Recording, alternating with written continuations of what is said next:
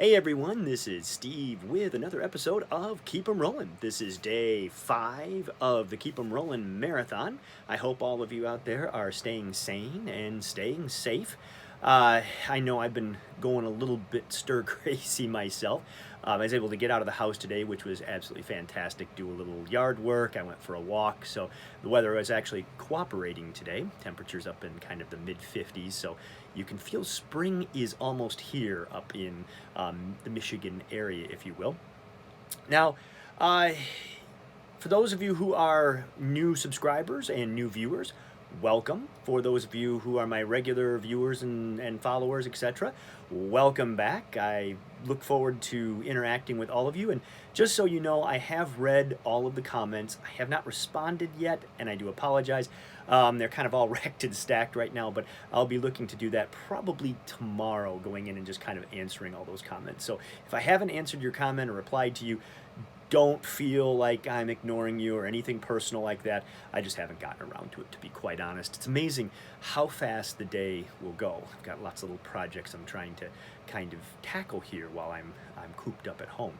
So, in the last video, I talked about sharing with you the life of one Walter Leslie Rock, United States Marine Corps, World War II, and that is what we are going to do today.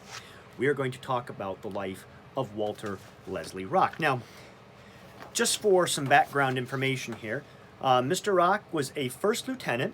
He was a captain when he was discharged from the service. He served in World War II. He was with the 28th Marines, 5th Division, Pioneer Battalion, C Company, 3rd Platoon, and he was both an infantry and a shore party officer.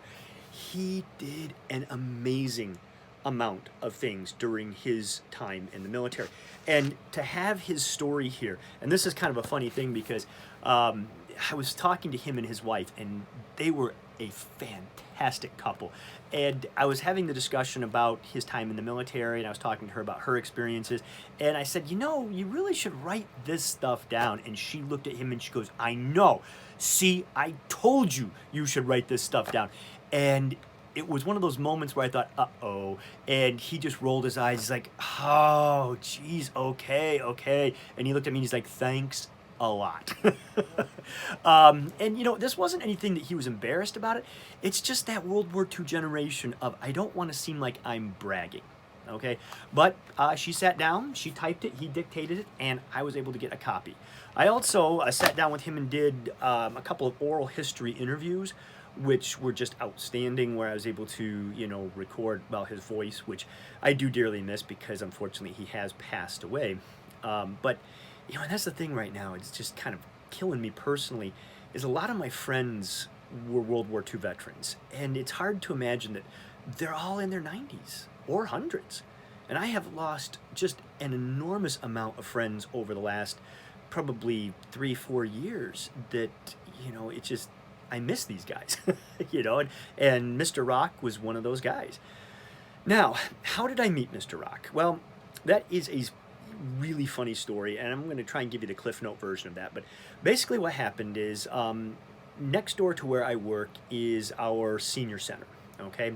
And it's an excellent place. It's just one of these senior centers that's very vibrant. There's the people in there just full of energy. It's a really neat place. And they were offering to their members the chance to take classes, if you will. And what was happening is they were partnering with the local community college, and if they took classes, they could actually get college credit to apply towards finishing a degree or getting a new degree or just something fun to do. So they contacted me and said, we would like you to teach one of these classes. You know, you are a historian, we're thinking something history related. And as I spoke with the person that was in charge of this whole project, we learned they had a lot of baby boomers that were at the senior center. So we decided to teach a class on World War II. And the idea behind it was that these baby boomers could come, you know, these people were maybe 3, 4, 5 years old during World War II. They could come and they could learn about World War II. So she told me that, you know, the sign up, it's not large. You're usually looking at maybe 6 to 7 people taking a class, which I'm like, that's fine with me. We were looking at a 10-week class, a couple hours once a week. So it was going to be like 8 to 10 once a week for 10 weeks. And I thought, that's not a problem. So I began preparing all my notes and getting everything ready to go for the lectures.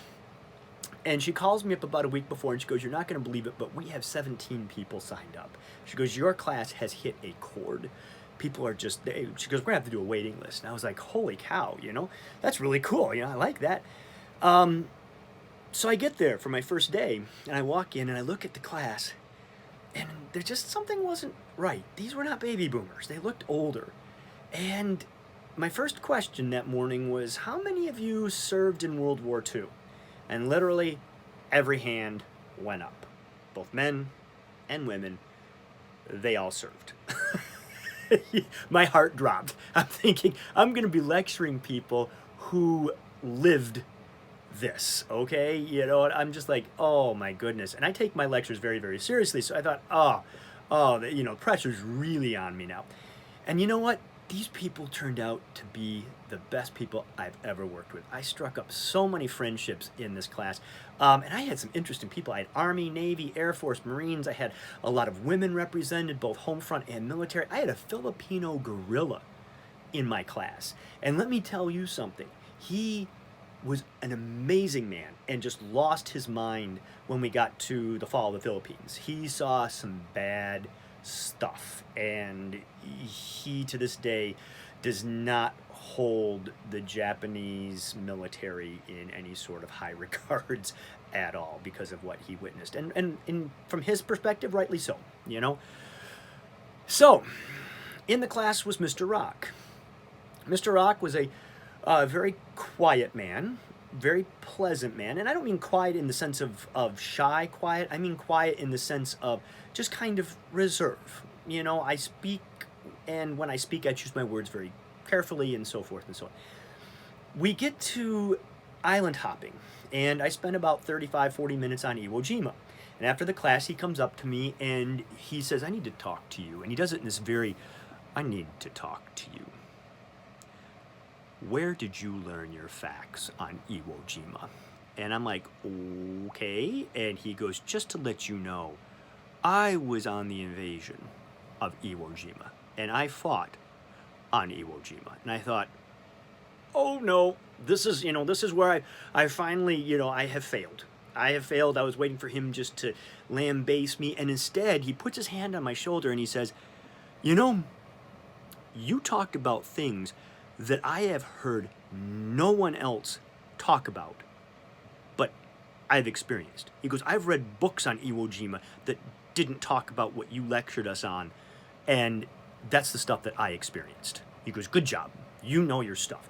And you just have that sigh of, oh, the only way I can describe the feeling is you're running and you fall and it's going to hurt. You're going to hit the ground and you are going to be in pain. And instead you hit the ground and it doesn't hurt. And you're like, and you just don't know how to react because your body was bracing for the pain and the anguish of the fall. And instead you're like, "It didn't hurt. I don't know why it didn't hurt. Woo, it didn't hurt."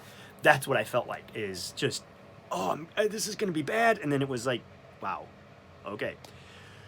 After that, we struck up a fantastic friendship. I interviewed him a couple of times. I said oral history interviews, got him to write his memoirs. And he brought in the stuff that he saved, and he didn't save a whole lot of stuff. I mean, it just wasn't who he was. He saved his dog tags. He had a couple other pieces. But some of the stuff he saved was absolutely amazing. And he discussed them in his oral history. And then afterwards, I told him, I said, "You really need to get these things labeled and that, so your kids and that know exactly how important these things are, because you don't want them lost at an estate sale, because that's unfortunately how a lot of this stuff can go." And he said, "Thank you for telling me that." And about a week later, he showed up in my office with this brown paper grocery sack, and he said, "My wife and I talked, and we feel that you should be the caretaker of my memorabilia." And I was just gobsmacked. I mean, this was just absolutely amazing. So what I want to do now is, like I said, I'd love to read through this front to back. I mean, what he experienced was amazing, but that would be a long video, and I don't know how exciting that would be.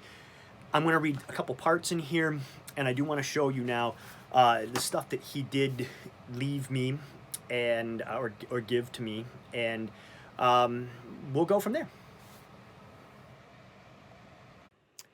So these are the items that were given to me that day in the paper sack. And to start off, and I think I've got them in chronological order. We'll have to see as we go through here. But to start off, we have his Marine Corps graduation book. You can see he was part of the 38th Reserve Officers class, Quantico, Virginia. And when we go in here to the book, you can see it's got his name stamped up there with his Marine Corps stamp, which I love, W.L. Rock. Beautiful United States Marine Corps. You know, and it's just your standard graduation book, kind of the class book. Takes you through the history of the Marines, takes you through the buildings of Quantico, the history of Quantico and the like. And then we get to the various men who graduated, and right down here is Walter L. Rock, Lieutenant. And, you know, all these guys kind of look very young. I mean, ridiculously young. He especially just looks like a kid, you know, and here he's a lieutenant in the Marine Corps. And he talked about his first kind of experience with this. He said that his first day on the job, quote unquote, after graduating and becoming a lieutenant, you know, being commissioned in that, he said that he met his men, and there was a sergeant who was old school Marine and did not like new second lieutenants coming in and telling him what to do. And he said he was challenged by this sergeant in front of the men. And he said it was a pretty bad thing because the sergeant really disrespected him. And he knew, as he goes, I had a split second to decide how to deal with this. And he goes, there was 3 ways I could deal with it. He said I could deal with it by either A, reporting him, you know, kind of taking it up the chain, if you will. I could ignore him, or he said I could deal with it my way, the Marine way. And he said I chose number 3 because he goes, I know number 1, to take it up the chain of command, is appropriate, but it's almost like tattling. He goes, I know number 2, just to ignore it, he goes, I would completely lose respect of my men and would never function as a lieutenant. They'd always go to the sergeant. So he said number 3 was I simply walked up to the sergeant and I said to him, what did you say to me? And the sergeant said, you know, you heard what I said. And he goes, I decked him right there. He goes, knocked him right off his feet into the dirt. And he said, I stood over him and I said, what did you say to me, Sergeant? And the sergeant apologized and said, I'm sorry, sir. You know, so forth and so on. It'll never happen again. And he said he helped the sergeant up. They dusted him off. He shook hands with the sergeant. And he said, after that, had no problem.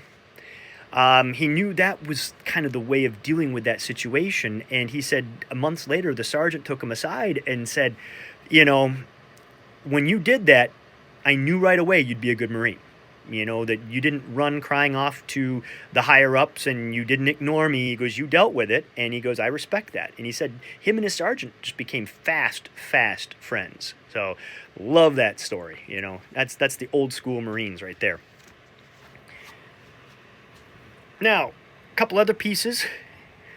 We have it's like a bookmark. He wasn't sure if it was a bookmark or an ink blotter, but he said when he went and joined, he said this was there, you know, join the Marines. He picked one up and he said he just put it in a book and it's been with him ever since. It's one of those weird pieces that kind of stays with you, but I thought it's a neat piece.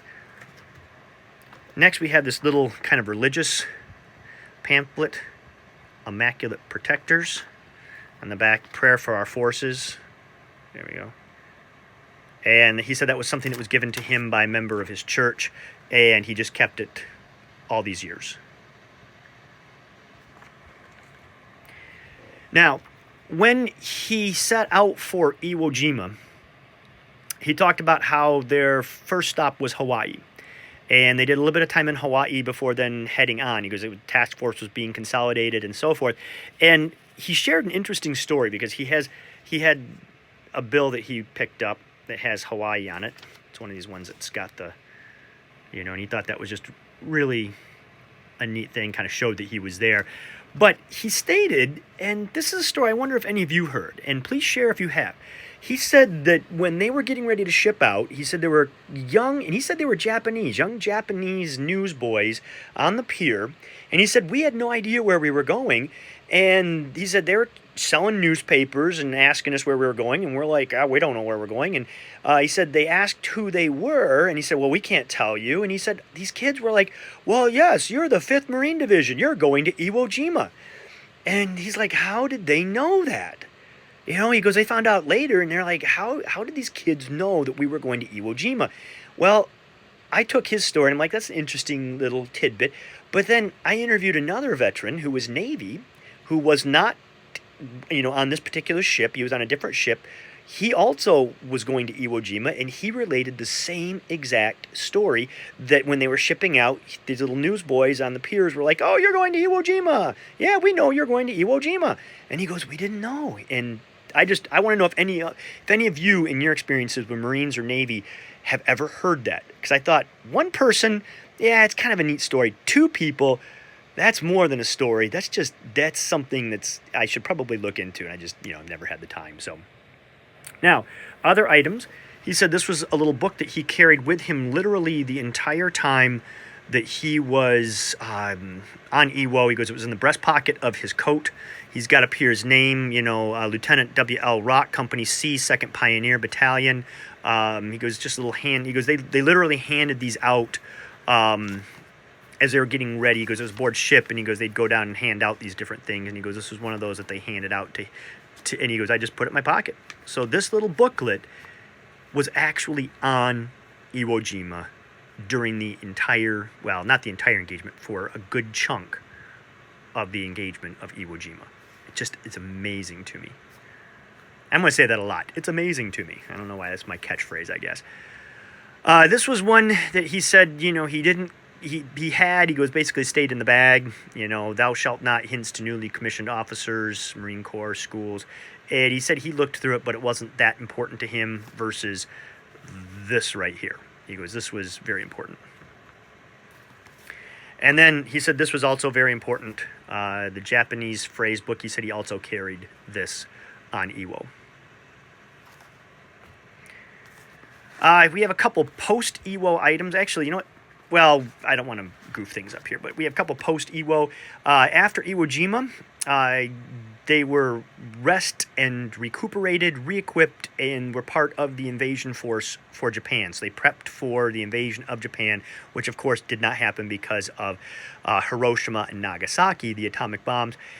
And he had some fascinating stories about going in to occupy Japan. And he said they went in on ships, and he goes, after dealing with the Japanese on Iwo Jima, he said, we didn't trust them. He goes, we didn't trust them because they were fanatical fighters. They fought to the bitter end, no matter what. And he said, we felt that this kind of peace, if you will, and come occupy us, he felt that it was a trick. And he said when they landed, he goes, we came in, and he goes, you could see the coastal guns. And he said, we were waiting for those to open up. And they didn't open up. And he said, we come in, we're fully kitted out, we're ready for an invasion. We get off the ship on a pier. And as we're walking down the pier at the very end, he said, we're all these Japanese newsmen in suits and hats and the big Graflex cameras taking their picture and wanting to interview him. Welcome to Japan. And he said it was just a surreal experience. These people who had been these hardcore fighters, and all of a sudden they're welcoming us in. And he said it was almost like a switch was thrown. He said the rest of his time in occupied Japan never had a problem. And he said it was like once the emperor said the war's over, people were like, okay, war's over with. And that's it. So while in occupied Japan, he actually did time, I can't remember if it was Hiroshima or Nagasaki, but he did duty there. And there's stuff I could get into, but I'm going to leave that out. But, we have this kind of Merry Christmas, 1945, 5th Marine Division, Koshu, Japan. He had it laminated. We have a copy of the Spearhead from that time period, which is the 5th Marine Division magazine. Great magazine talking about occupied Japan. So, get that out of the way. Now, what I wanted to bring up here was this was something, it's a little out of order, but this was something that he saved. He said that at the conclusion, they had a cemetery dedicated on Iwo Jima. And he goes, this was the memorial address by the 5th Marine Division for the 5th Marine Division Cemetery. And he said he had a lot of buddies buried in that cemetery. And And he goes, this was the address delivered by the chaplain, and he carried this with him basically. After that happened, he folded it up, put it in his pocket, and he said, I carried it with me for the rest of the war. And he said, such a moving thing. And he goes, it was such a moving moment to be there during that dedication. And once again, to have so many friends buried in that cemetery. And you can see how this has just fallen apart. What I did is I put it in this kind of sleeve, if you will. It's not laminated, it's just slid in there. And I've tried to keep it together as best as I can. So, now, this next piece is, I think, just, it's one of those pieces that blows your mind, okay? What we have here, we have this unassuming little piece of paper, and I remember him pulling this out of his bag, and he was like, oh yeah, he goes, yeah, this is kind of neat. This will help explain things, and I'm like, okay, and we open it up, and what we have here is we have the invasion map of Iwo Jima that was handed out to him aboard ship because he was a lieutenant and he's part of the shore patrol or shore party. He received a map. And he said it wasn't a complete map. He said they cut it. So he goes, I had just this section to work with here. They didn't feel I needed more than that at that moment. And down here, afterwards, he wrote, see if we can zoom in on it. There we go. Yeah, the camera's not working as well as I'd like it to today. But he basically wrote, landed here, 9 a.m. And that's right where he landed. And look over here. You guessed it, everybody. That is the famous Mount Suribachi. And he said from his position, he could see the flag go up and be raised. He also pointed out over here, and this led to that story about the newsboy on Hawaii, he said that the map had this cut out because they did not want them to know where they were going. And he said, we didn't until the very last minute. So this is an actual map that he carried, once again, on Iwo Jima. Absolutely amazing. Down here it kind of gives, he actually wrote on here, this map carried by Lieutenant W.L. Rock on Iwo Jima, 19th of February to the 25th of March, 1945. So, now, finally, we have this blanket, okay? This is his Marine Corps blanket. But what I want to do, before we talk about this, I want to take a moment and just share with you some of the stories that he had about his time both in training and on Iwo Jima. So I'll do the stories, we'll share those for a moment, and then we'll come back and talk about his blanket. Well, I went through Walter's memoirs, and despite having just so much to choose from, it's incredible, I was able to narrow it down to two stories I think best represent his time on Iwo Jima. I should also mention that the pictures playing in the background are of Walter Rock. The one that's playing right now is him just after graduation, and the rest were taken just after the final battle on Iwo Jima. Apparently, they weren't allowed to have cameras on the island, and on that last day after the last battle, he ran into a Navy guy who was bringing supplies ashore. The Navy guy really wanted a souvenir, and Walter offered to trade him a sword. I asked him what he had, and he said, well, I don't have anything, but I'll take your picture, and I'll mail it to you. And Walter thought, yeah, I'll never see those pictures. But Navy guy remained true to his word, and a couple months later, Walter received a packet of pictures showing him and his men, Mount Suribachi, and the like. So, all right. Let's get on with the stories here. These stories are in Walter's own words. By that time, I had the most ragtag outfit you ever saw. Sergeant Hancock was doing some work with explosives somewhere else, so I had Sergeant St. Laurent again. I had another sergeant who had a medal from Tarawa. We put them in position and tried to figure where the enemy was. We stayed there 5 days. Every single morning, I had to get out of my foxhole and run down that doggone gully to Captain Morris's hole to give my orders. My orders were always the same. Get 'em going, we gotta take that ridge. Every time we tried, the fire would come down on us relentlessly. We'd try. That was when we came under fire from a sniper. He hit the sergeant from Tarawa. I told him, keep under cover. No need to get up. Well, he gets up anyways, and the sniper got him right away. Didn't kill him, but shot him up pretty bad, so I dragged him out. That cost me one of my Marine Corps blankets, too. I wrapped him up in that blanket. The corpsman got him out from there. Then the sniper got another guy and a third one. All of this was over a period of about 3 to 4 hours. Finally, I'd had enough. I wormed my way up to our farthest foxhole and used my glasses looking for that guy for about 2 hours. I saw some funny kind of movement and a flash. I got my glasses on it. There was the sniper behind a big boulder leaning across it in a way he couldn't be seen from the front. All I could see was from that belt buckle down to his feet.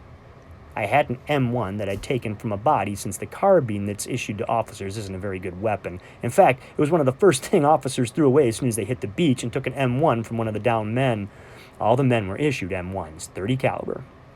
Well, I laid there. I thought, I've never shot this thing. I don't know if it's going to go high or low, right or left. I figured he was about 40 yards away, so I aimed at something else 40 yards away to see how it went. And it hit. So the next shot, I aimed at his belt buckle. I hit him right in the belt buckle, took him out just like that. That's the only time I ever shot an M1 in combat. 2 shots? Guys thought I was pretty great for that one. I shot with a pistol otherwise. Now the next story comes from just that it takes place during that last battle on the island of Iwo Jima. I went over to look at the black troops and talked to the sergeant and told them there might be trouble. He said, I got guys in here who don't know a thing about fighting. I said I'd talk with them. One of them said, look at this. He had a submachine gun and pistols and didn't know what to do with them. I'll take care of it. Give it to me. I took the Tommy gun and gave it to one of my guys. I told him to go down on the beach and secure himself with that Tommy gun. About 4 in the morning, Dave and I heard fire way down the beach. We thought it was kind of odd. I got everybody alerted. What had happened was a couple hundred Japanese came out of a pocket where they'd been hiding. It was a well-organized attack. A unit of Navy flyers were in their pathway in tents, and almost all of them got killed. They came sweeping through there and then killed a whole bunch of medical personnel as they went along. By then I knew something really was up. We figured they knew where their abandoned holes were, so we decided, okay, we'll just fight outside those holes. I heard movement, so I got out of my hole. It was a big hole. They were on us that quick. I jumped out of that hole, and just as quick 3 Japs jumped in. I guess they thought I was still there. I had a pistol, so I whipped that thing out. I dropped and rolled toward the hole shooting. Killed all 3 of them, 4 shots. I practiced after that and never could hit the side of a barn. My listening post guy, a killer kid, said he could hear hollering and shouting around. 2 of my best men were in the hole next to me, and they got killed immediately with hand grenades. Then my sergeant came over to organize what was left, and we were lying outside our hole. We could see the arm of a Japanese soldier throwing hand grenades at us. He threw them on a flat trajectory. You're really supposed to lob those things to give the fuse time to go off. When they hit, we could hear them, so we just kick them away and they'd go off. We heard 1 hit and couldn't find it. Hancock, always cool, counted 1, 2, 3, 4, 5. Okay, it's a dud. About that time, for whatever reason, that Japanese soldier blew himself up. We saw his helmet go way up in the air. He was done. About that time then, it was getting light. I got up, and as I was standing, lo and behold, that grenade was in my armpit, the one that didn't go off. I was lying right on it. Talk about luck. Well, at this point, I hollered, let's get him! We started running him down. We ran right at him. The guy beside me got hit immediately. I didn't get touched. I shot 1 more time. I used my pistol to hit a Jap who was running. As we stood there and looked it over, all the Japs were dead. We'd killed 169 Japanese soldiers. They're right in front of us, all lying on the ground. The kid I'd set up with the Tommy gun, well, he had heard noises when this thing first kicked off. He could see just enough to know there was a line of Japs coming up behind us along the beach. He waited long enough that when he opened up that Tommy gun along the long length of the lineup, he hit them all in a line. That was called enfilade fire, the best you can get in combat. He hit every one just like they were still in line, killed all 20 of them. Now, The night before we were to ship out, just before this attack, they came down to collect all our ammunition. I think this is why the Japanese were so successful in that raid. You see, the superior officer came up and said to me, "All right, turn over your ammo because you're going onto the ship in the morning." I said, "No, sir, I'm not turning it in. I'll turn it in when I get aboard that ship, but I'm not turning it in now, neither are my men." He said, "Everybody else did." And I said, "I really don't care." He said, "Okay, I'm putting you on report." And I said, "You go ahead and put me on report, but I am not turning it in until tomorrow, and neither are my men." I really think that's what saved us. Now, in the end, we took it on the chin. Out of our platoon of 66 men, there was me and 12 other guys left. Most of those black troops, they had also been killed. It's amazing to think of how many men we lost in just that short a time. Well, that shows you the amazing stories in these memoirs. I just can't imagine what it was like for him. Weren't those stories amazing? I mean, it's almost like reading a script for a movie, you know? So, on to the last item. What we have here is Walter Leslie Rock's issue USMC, United States Marine Corps blanket. It's got the beautiful stitching on here for United States Marine Corps. The blanket does have some condition issues. You look down here, you can see some damage here. If I flip this back, you can see, there's a hole there, there's a hole there, there's a hole up here, there's some damage along the edge, another hole. If we open it up, I'm going to try and do this carefully just because I've got this folded so nice, but if you open up, you can really see some significant damage here. There's quite a hole there. There's a big hole here, another hole. This blanket is literally peppered with holes.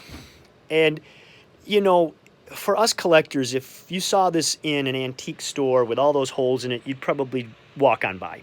Who wants a moth-eaten blanket?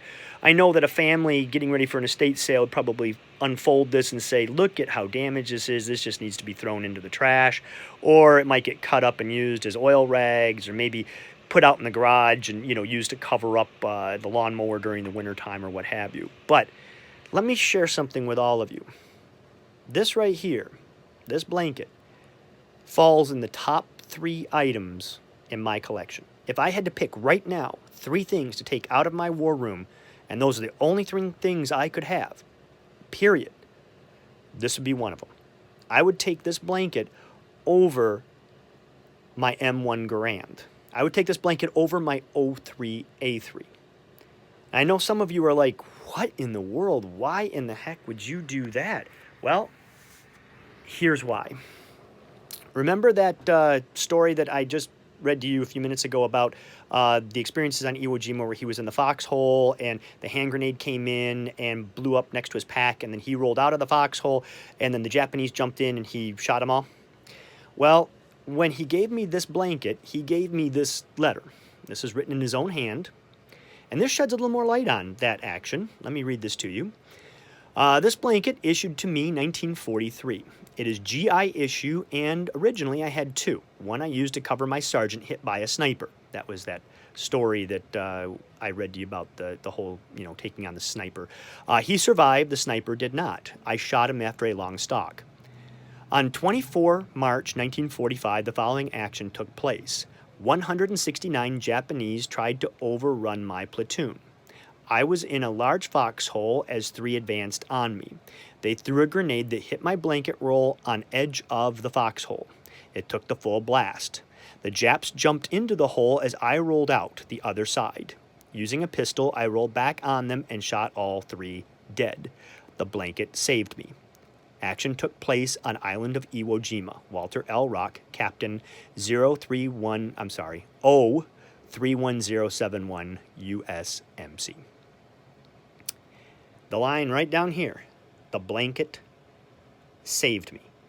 This is why this item has remained with him all those years. This is why he doesn't have his uniform, he doesn't have his knife, field gear, hats. He has this blanket. And he saved this blanket because this blanket saved him.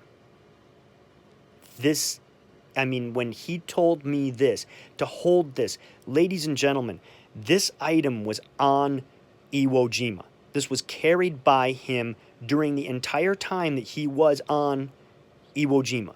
But not only that, this blanket saved his life. It was on his pack. He threw that pack up on the side of the foxhole. The grenade exploded. The blanket caught the shrapnel, saved his life. And when we look at this now, this damage down here, this damage here, and here, and here, and when we look inside of here, and we look at the damage, ladies and gentlemen, that's not damage from neglect, from misstorage, from moths.